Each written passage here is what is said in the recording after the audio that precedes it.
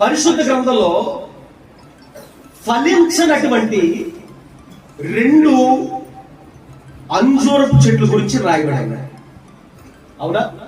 ఒక చెట్టు ఏమో ద్రాక్ష తోటలో నాటబడి ఉంది, ఒక చెట్టు ఏమో ఎక్కడ త్రోవ పక్కన నాటబడి ఉంది. అవును కదా? కర్మేలు అంటే ఏమని చెప్పుకున్నాం? ద్రాక్ష తోట, ద్రాక్షవల్లి. ద్రాక్ష తోటలో నాటబడి ఒక అంజూరపు చెట్టు ఉంది, త్రోవ పక్కన నాటబడి ఒక అంజూరపు చెట్టు ఉంది. శ్రద్ధగా వినాలి.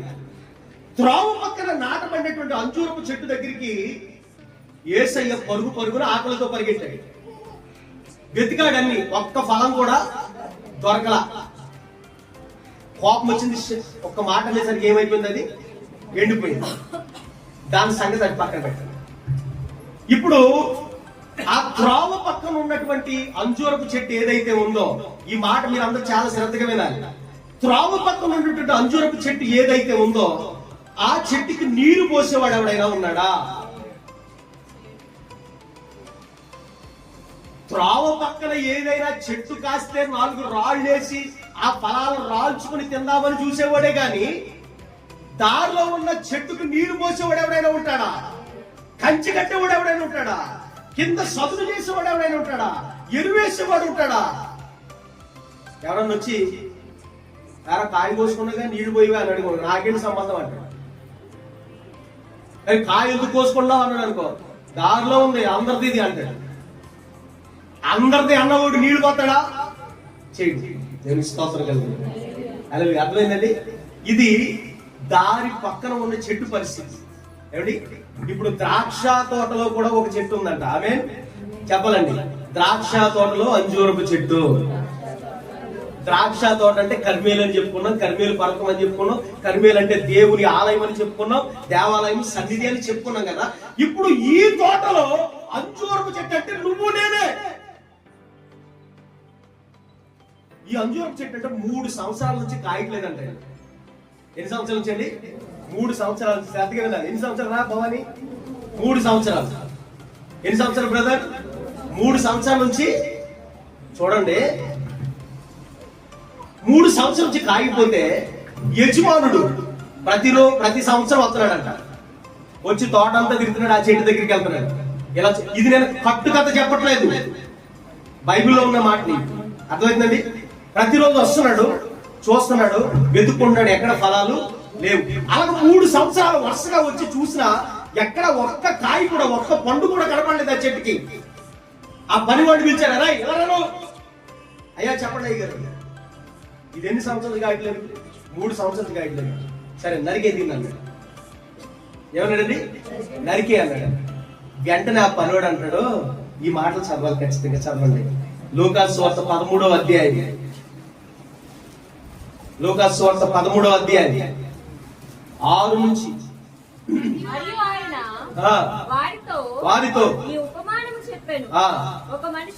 ఒక మనిషిని ద్రాక్ష తోటలో ఒక అంజూరపు చెట్టు ఒకటి ఉంచబడెను. అతడు దాని పళ్ళు వెదక వచ్చినప్పుడు ఏమీ దొరకలేదు కనుక అతడు ఇదిగో 3 ఏళ్ల నుండి ఈ అంజూరపు చెట్టున పండ్లు వెదకవచ్చుచున్నాను గాని ఏమీ దొరకలేదు. దీనిని నరికివేయము. దీని వలన ఏంటి? ఆ చెట్టు ఉండడం వల్లంట భూమిని కాసేసిందంట, నేలలో ఉన్న సారమంతా లాగేసుకుంటుందంట, పక్క తోటకేసిన ఎరువునంతటినీ లాగేసుకుంటుందంట. అయినా కానీ ఫలాలు రావట్లేదు. ఇప్పుడు పొలాల్లో కలుపు మొక్కలు తెస్తామా? చెప్పండి, తీస్తామా? ఎందుకు తీస్తాం?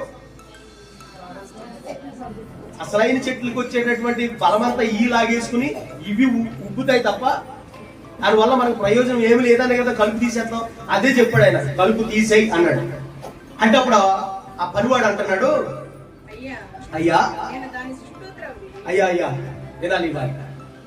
ఆ పనివాడు అంటున్నాడు యజమానుడు, అయ్యా నరికించొద్దయ్యా, అప్పుడే నరికించొద్దయ్యా, ఇంకొక అవకాశం వేయండి. ఈ సంవత్సరానికి చూడండి, ఈ సంవత్సరానికి నేను దాన్ని ఏం చేస్తాను? దాని చుట్టూ తవ్వుతానయ్యా, మట్టి గుల్ల చేస్తానయ్యా, ఎరువు వేస్తానయ్యా, మరలా నీళ్లు పెడతానయ్యా, మరలా కంచి వేస్తానయ్యా, చక్కగా దానికి సౌకర్యం మరలా కలుగు చేస్తానయ్యా, ఈ సంవత్సరం అయినా ఫలాలను ఫలిస్తుందేమో చూస్తానయ్యా అని ఆ యజమానుడు చెప్పిన మాటకి అడ్డుపడిపోయి ఆ అంజూరపు చెట్టుకు ఆయుష్ను కలుగు చేసిన వాడు, ఆ తోటమాలి, ఆ పనివాడు, ఆ కావలివాడు, వాడే దైవజనుడు. దారి గుండా నాటబండి గాని, ఎక్కడెక్కడో నాటబండి గాని, త్రోవ గుండా వెళ్ళిపోతున్నాయి గాని ఎన్నో అంజూరపు చెట్లు ఎండిపోయే పరిస్థితికి వెళ్ళిపోయినాయి. నాకు సంబంధం లేదండి. నాకు సంబంధం ఉందండి? చెప్పండి, ఉందా? లేదు. కానీ నీవు ద్రాక్ష తోటలో నాటబడిన అంజూరపు చెట్టు నువ్వు. హల్లెలూయా. ఒకవేళ ఫలించడానికి కాస్త ఆలస్యమైనా, కాస్త ఇబ్బంది అయినా, నువ్వు ఇబ్బంది పడుతున్నావు అని తెలిసి నీ గురించి ఎప్పటికప్పుడు దేవునికి సమాచారం ఇస్తూ, అయ్యా ఈసారికి చూడండి అయ్యా, ఈసారికి చూడండి అయ్యా, ఈసారన్న ఫలిస్తుందేమో, ఈసారన్న ఫలాలు కాస్తుందేమో, కొంచెం ఈసారికి క్షమించండి అయ్యా, ఈ ఒక్క తప్పు కాయండి అయ్యా, ఈ ఒక్క తప్పు కాయండి అయ్యా అని నీ పక్షముగా రోదన చేసేవాడు ఒకడు ఉంటాడు. ఎక్కడా? ద్రాక్షవల్లి అనే కర్మేలులో. దారులు బట్టి తిరుగుతుంటే, చర్చి అగ్గొట్టేసి బయట తిరుగుతుంటే నీకేముండదు? కాపుదల ఉండదు. తోటలో ఉన్న అంజూరపు చెట్టుకి కాపుదల ఉందా? బయట ఉన్నదానికి కాపుదల ఉందండి. తోటలో ఉన్న అంజూరపు చెట్టుకి కాపుదల ఉంది. ఎందుకంటే దానికి ఒక పనివాడు ఉన్నాడు, కాపలా కాసేవాడు ఉన్నాడు, మంచి చెడ్డ చూసుకునేవాడు ఉన్నాడు, బలహీనమైతే బలపరిచేవాడు ఉన్నాడు. అక్కడ ఎవడో అడ్డుపడి వాడు లేడు కాబట్టి ఈయన డైరెక్ట్ గా వెళ్ళగానే ఈయన ఉగ్రతగా గురైపోయిందండి. ఈ బుద్ధన్న నా ప్రభు రాబోతా ఉన్నాడు. ఆయన వచ్చే సమయానికి నువ్వు కంచె గల తోటలో ఉండాలా. హల్లెలూయా. సారవంతమైన నేలలో నాటబడి ఫలాలతో నిగనిగలాడుతూ ఉండాలా. నువ్వు పచ్చదనంతో ఉండాలా. అందుకనే కర్మేలు ఫలవంతమైన క్షేత్రము.